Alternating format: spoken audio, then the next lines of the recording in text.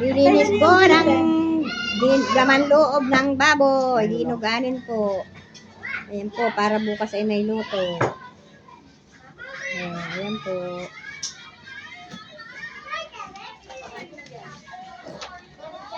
Tapos po bukas para may... Oy, babasag ang baso. Isag-isag mo, Rod. Dandan.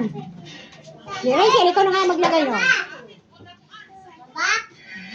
Uminom ka. Kumain na kayo. Mayroon diyang kanin. Magluto na ako. Tama na. Baka mag... Yan, basa kayo dyan. Bit-bitin mo din nga siya balde.